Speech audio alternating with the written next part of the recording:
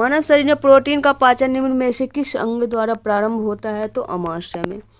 मानव शरीर में प्रोटीन का पाचन अमाशय में प्रारंभ होता है। हालांकि पाचन का अधिकांश भाग छोटी आंत में संपन्न होता है तथा पचे हुए पदार्थ का अवशोषण भी मुख्यतः छोटी आंत से ही होता है। निम्नलिखित में कौन सा एंजाइम प्रोटीन को एमिनो अम्ल में विघटित करता है? तो पेप्सिन।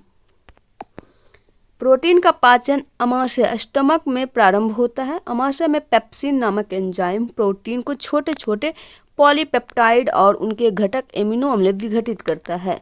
हमारे आहार में सभी प्रोटीन का पाचन केवल क्षुद्रांत में होता है। अग्न्याशय से प्रोटीन का पाचन करने वाली एंजाइम को क्षुद्रांत में छोड़ा जाता है। इसका राइट आंसर हो जाएगा ए गलत और आर सही।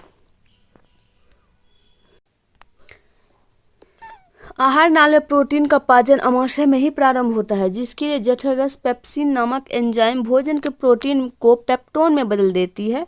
अमाशय के पश्चात भोजन जब ग्रहणी यानी कि डेडुनम में पहुंचता है तो अग्न्याशय द्वारा अग्न्याशिक रस भोजन से जा मिलता है, जिसमें प्रोटीन के पाचन के लिए ट्रिप्सिन नामक एंजाइम होता है, जो कि प्रोटीन को पॉलीपेप्टाइड में परिवर्तित कर देता है। प्रोटीन के पाचन में सहायक एंजाइम होते हैं ट्रिप्सिन। कौन होते हैं? ट्रिप्सिन। कौन से परिवर्तन एवं एंजाइम ट्रिप्सिन उत्प्रेरक का कार्य करता है? तो इसका राइट आंसर हो जाएगा प्रोटीन को एमिनो अम्लों में। मानव शरीर में पुच्छ कौन सी संरचना से संलग्न होता है? तो पित्ताशय से।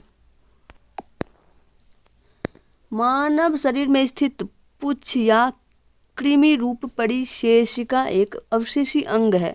यह छोटी व बड़ी आंत में जोड़ के पास स्थित होता है। इसका आकार छोटे कृमि की तरह होता है, जो बड़ी आंत से सीकम द्वारा जुड़ा होता है। आरंभ में जीवन पूर्णतः शाकाहारी था, जिसमें सेलुलोज युक्त पत्तियों के पाचन के लिए इस अंग का उपयोग किया जाता था।